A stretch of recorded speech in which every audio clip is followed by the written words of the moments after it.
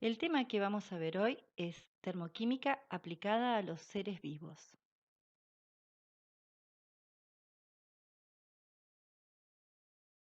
Primero vamos a definir a termoquímica. La termoquímica es el estudio de los cambios de energía que acompañan a las reacciones químicas. La termoquímica es una rama de la termodinámica y el objeto de la termodinámica es estudiar la energía y sus transformaciones, entendida como la capacidad de un sistema para realizar un trabajo o para suministrar calor. La termodinámica es una rama en sí de la fisicoquímica, que se encarga del estudio de las relaciones existentes entre el calor y otras formas de energía. Establece una serie de principios que son la base para el desarrollo de la fisicoquímica. Primero vamos a ver unas definiciones necesarias para poder estudiar este tema. Primera definición es la definición de sistema. Y así sistema es una parte del universo que está sujeta a estudio. Este sistema puede ser abierto, cerrado o aislado, como vamos a ver luego. Después vamos a definir entorno, que es el medio exterior que rodea al sistema y está separado de este por una frontera que puede ser un límite real o imaginario. Así entonces tenemos un sistema abierto, aquel en el cual tenemos intercambio de energía y de masa con el medio. Va a ser sistema cerrado, aquel sistema que tiene un cambio de energía con el medio, pero no de masa. Y un sistema aislado sería aquel que no tiene cambio ni de energía ni de masa. Este sería un sistema ideal. Para dar un ejemplo de sistemas aislados, cerrados y abiertos, podemos ver. El primero es un vaso de precipitado donde tenemos un líquido caliente. Vemos que se desprende vapor, por lo tanto, además del calor, que sería la forma de energía que se desprende, también vemos el vapor. Por lo tanto, es un sistema abierto donde hay un intercambio de energía y de masa con el medio. El segundo sería un Erlenmeyer, donde ya tenemos que debería tener un tapón en realidad, para ver que no tenemos intercambio de masa, pero sí tenemos intercambio de energía. O sea, no va a salir vapor, pero sí va a salir o va a desprender calor en su alrededor. Y el último sería un sistema aislado, que sería si este líquido lo ponemos adentro de un termo.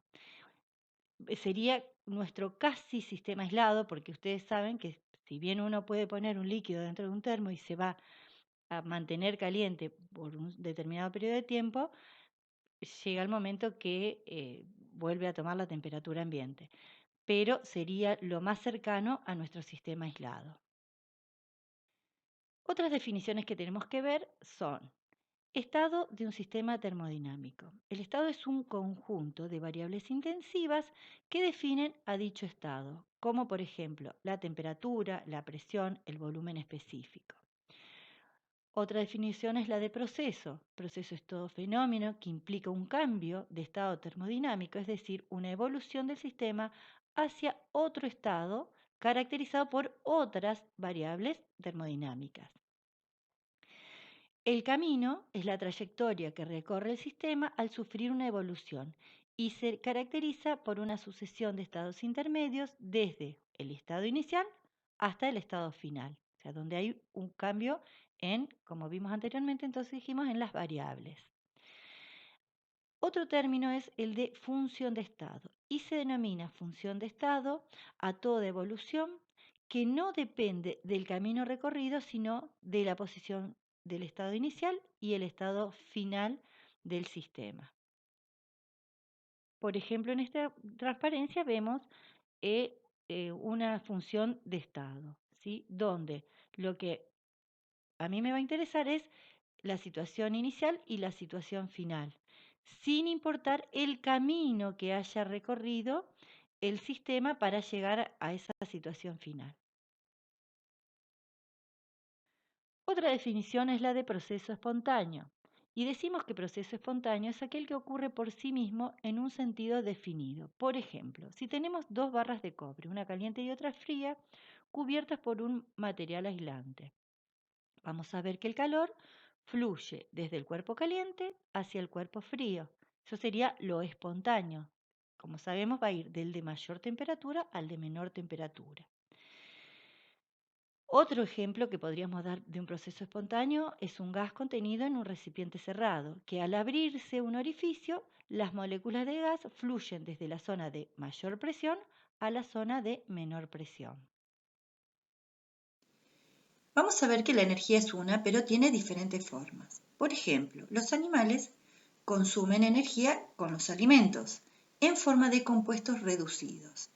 Estos compuestos van a ser oxidados dentro del organismo y en la mitocondria van a ser almacenados y transformados en forma de ATP.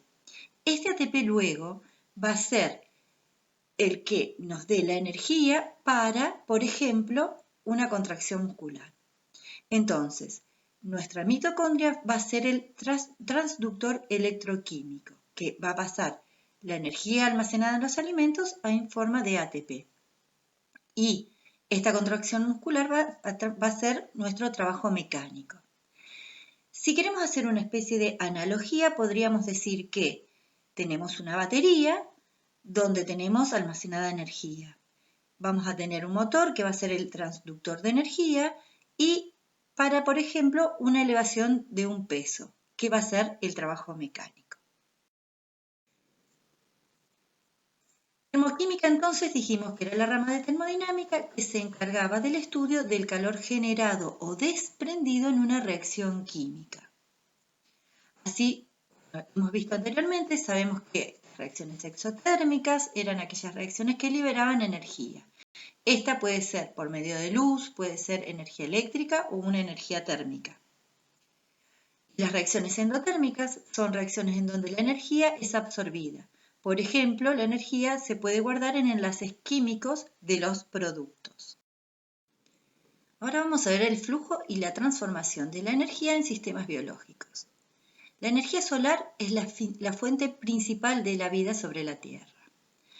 Por medio del proceso de fotosíntesis, las plantas elaboran glucosa y otros compuestos de elevada energía a partir de dióxido de carbono y agua. La energía solar, entonces, se convierte en energía química. ¿Sí?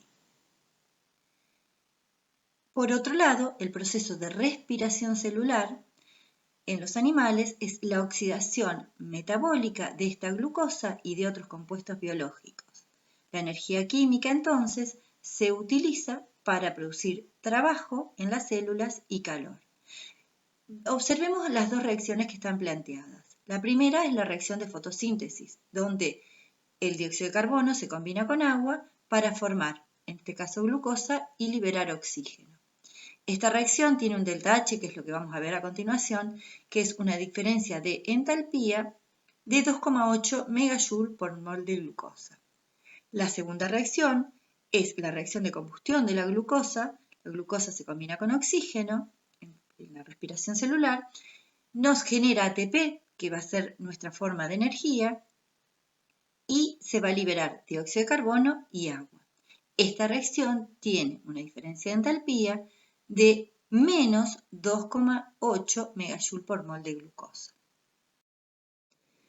El ser vivo es un sistema termodinámico, ya que los seres vivos intercambian materia y energía con el medio ambiente, pero son sistemas abiertos, mantienen constantes sus propiedades en el tiempo y se encuentran en un estado estacionario. Ahora vamos a ver otros conceptos para poder seguir avanzando en el concepto de termoquímica. El primer concepto es el de energía interna o calor. La energía interna es la energía total que posee un sistema asociado a los componentes microscópicos del mismo. La suma de las energías cinética y potencial interna de un cuerpo se denomina energía interna y se representa por la letra U. Incluyen las energías cinética y potencial asociadas a los movimientos aleatorios de translación, de rotación y vibración de los átomos o moléculas que forman el sistema, así como la energía potencial intermolecular. Vamos a ver ahora entonces la primera ley de la termodinámica. que nos dice que la energía no se crea ni se destruye, sino que se transforma. La energía total del universo es constante. Como vimos entonces anteriormente, U era energía interna del sistema y es la suma de la energía de movimiento y de posición de las partículas del sistema. Podemos plantear entonces que delta U, que significa diferencia de energía interna, es igual al calor más el trabajo que puede entregar el sistema. Si la diferencia de energía interna es menor que cero, significa que el sistema pierde energía o entrega energía al medio. Si la diferencia de energía interna es mayor que cero, significa que el sistema gana energía o toma energía del medio. Otro concepto que vamos a estudiar es el concepto de entalpía, que se representa con la letra H, que como la vimos también en la reacción de la fotosíntesis y de la oxidación de la glucosa. Y entalpía es el calor de reacción a presión constante. En la ecuación de energía interna que vimos anteriormente, la de delta U, está representada por Q, que sería el calor. Entonces, delta H positivo me va a indicar que mi reacción es endotérmica, mientras que un delta H negativo me dice que la reacción es exotérmica, o sea que liberó calor al medio. A continuación vamos a ver la ley de Hess, que indica que cuando los reactivos se convierten en productos, el cambio de entalpía es el mismo independientemente de que la reacción se lleve a cabo en un paso o en varios.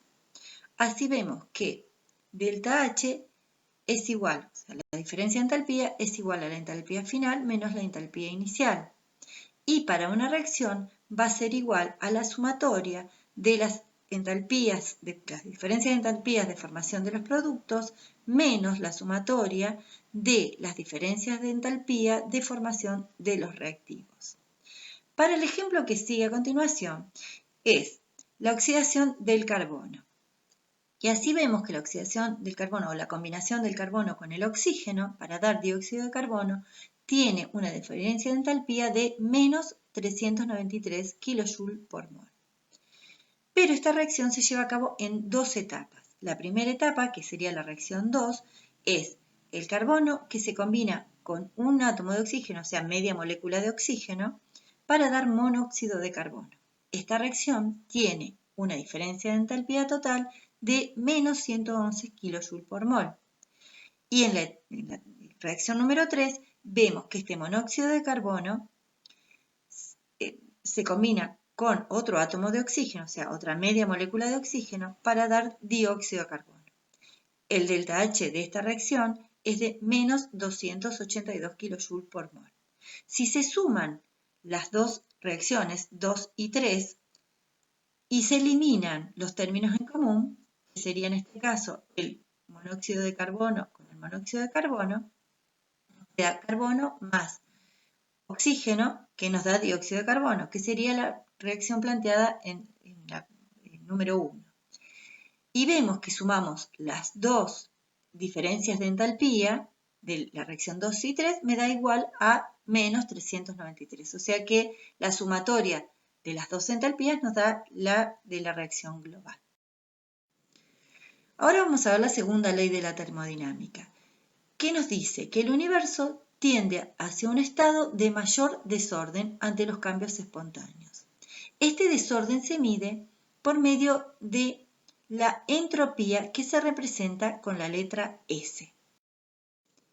Entonces, entropía es una función de estado que mide el desorden del sistema. Recordemos que función de estado era aquella que importaba solamente el estado inicial y el estado final del sistema.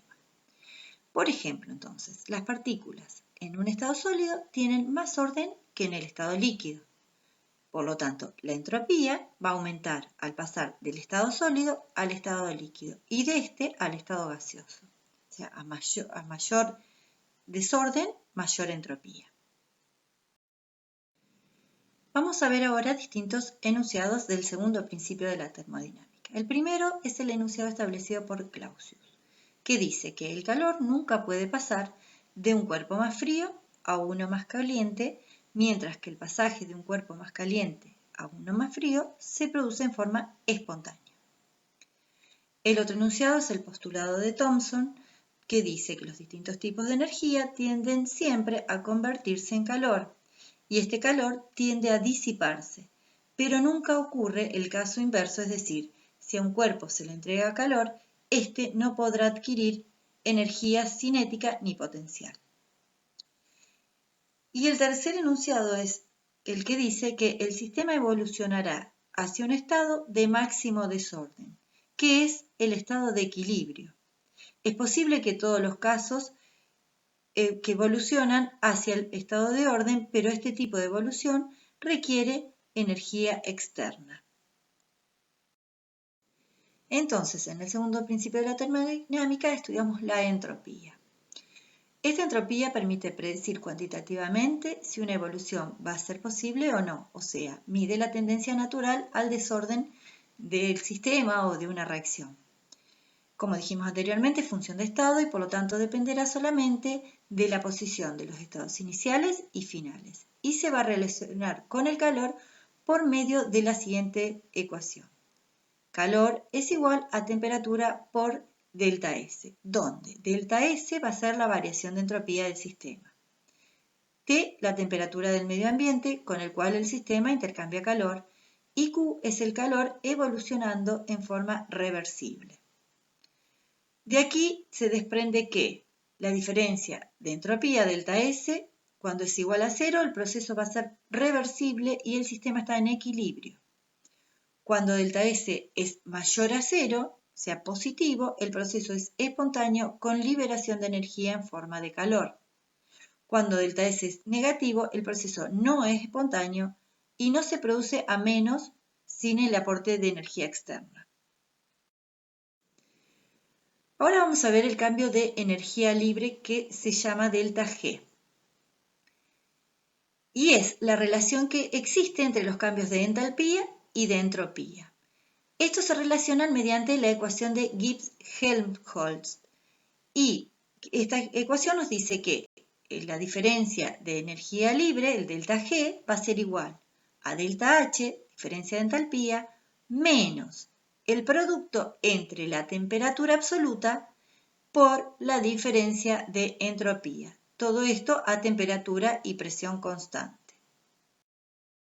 Así tenemos que cuando el delta G está relacionado a la espontaneidad de la reacción. Entonces, cuando el delta G sea positivo, la reacción va a ser no espontánea y endergónica. O sea que va a necesitar, endergónica significa que necesita de energía. Delta G es cero, el sistema está en equilibrio. Y si delta G es negativo, la reacción va a ser espontánea y va a ser exergónica, o sea que libera energía. Entonces, cuando el delta G es negativo, o sea que la reacción es exergónica, me dice que el proceso químico es espontáneo.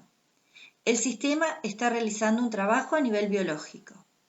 A nivel mitocondrial, en el proceso de producción de ATP se va a dar que se obtiene delta G negativo en las reacciones de óxido-reducción de la cadena respiratoria.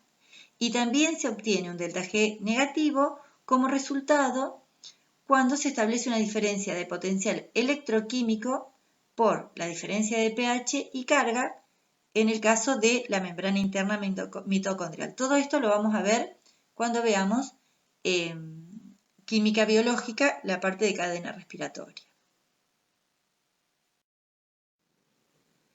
Ahora vamos a ver entonces cómo está relacionado el signo de delta G con los signos de delta H y delta S.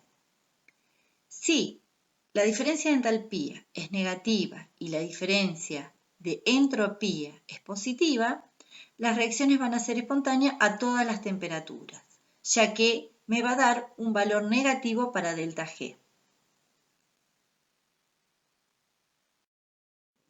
Si el delta H es positivo y el delta S es negativo, las reacciones no son espontáneas a todas las temperaturas, ya que me va a dar un valor positivo de delta G.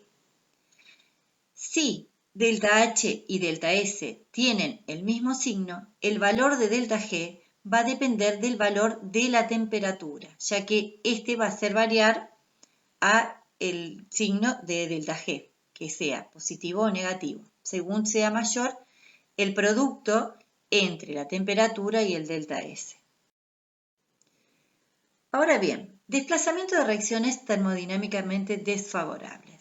El delta G es función de estado y por lo tanto para una serie de reacciones la energía libre total es igual a la suma de los cambios de la energía libre de las reacciones individuales como vimos anteriormente. O sea, nos interesa el estado inicial y el estado final. Esta propiedad hace posible que reacciones que son termodinámicamente desfavorables puedan producirse gracias al acoplamiento de otras reacciones termodinámicamente favorables, a condición de que la suma de las variaciones de energía libre de las reacciones individuales sea negativa. Es decir, cuando veamos ahora la parte de química biológica, vamos a ver que hay un montón de reacciones que no podrían llevarse a cabo, ya que su delta G nos indica que no es posible. Pero vamos a ver que en el organismo se llevan a cabo igual. ¿Cómo se llevan a cabo? Por medio del acoplamiento con reacciones que son exergónicas, o sea que entregan energía. En el ejemplo que tenemos a continuación es la reacción de fosforilación de la glucosa, o sea que a la molécula de glucosa le vamos a agregar un grupo fosfato. Entonces nos dice que la glucosa más un grupo fosfato inorgánico me va a dar la glucosa 6-fosfato. Esta reacción tiene un delta G positivo de 3,3 kilocalorías por mol, es decir, esta reacción no podría llevarse a cabo. Pero sin embargo en el organismo es la primera reacción que sufre la glucosa. Entonces, ¿qué pasa? Se acopla a otra reacción que es la reacción de ATP que pasa a ADP más un fósforo inorgánico. Esta reacción es altamente exergónica. Tiene un delta G negativo de 7,3 kilocalorías por mol. Entonces, además de proveer la energía, esta reacción a la vez provee a mi reacción del grupo fosfato que estoy necesitando para fosforilar la glucosa. Entonces, la reacción global va a ser glucosa más ATP, me va a dar glucosa 6-fosfato más ADP, con un delta G total que da de la resta de los dos delta G de menos 4 kilocalorías por mol. Por lo tanto, la reacción es espontánea. Bien, y así como vimos la reacción anterior, hay otros compuestos fosforilados que son capaces de liberar energía para que otras reacciones puedan llevarse a cabo, o sea, aquellas reacciones que son termodinámicamente desfavorables. Entre ellos, entre estos compuestos que me pueden dar la energía necesaria, tenemos esta lista con los delta G en kilocalorías por mol que pueden liberar. Ahora vamos a ver el segundo principio de la termodinámica aplicado a los seres vivos. Nos vamos a preguntar, ¿los seres vivos evolucionan en contra o a favor del segundo principio de la termodinámica? Justifique su respuesta. Vamos a justificarla. Primero, sabemos que la entropía de un sistema es un grado del desorden del mismo. La segunda ley establece que en los procesos espontáneos la entropía, a la larga, tiende a aumentar. Los sistemas ordenados se desordenan espontáneamente, es un proceso espontáneo. Si se quiere restituir el orden original en un sistema, hay que realizar un trabajo sobre el mismo. El mantenimiento del orden en los organismos vivos implica gasto de energía. Cuando este proceso no puede ser mantenido, se desorganizan y mueren. En este sentido, nuestra suerte es la misma que la de cualquier sistema natural y la del universo, es decir, vamos hacia el máximo desorden. Ahora les dejo unas preguntas para que apliquen estos conceptos que estuvimos viendo hoy y que cualquier consulta la realizan por el entorno.